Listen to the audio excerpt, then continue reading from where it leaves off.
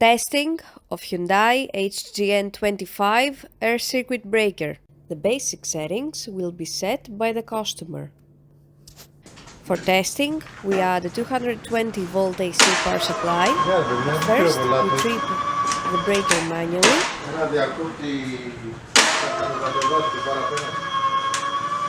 Then, we trip the breaker with the help of the UVT.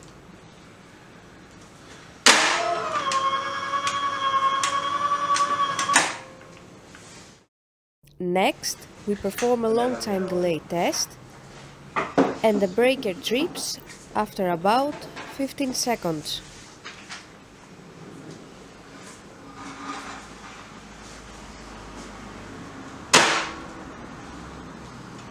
Lastly, we perform a short time delay test, and the breaker trips almost instantly.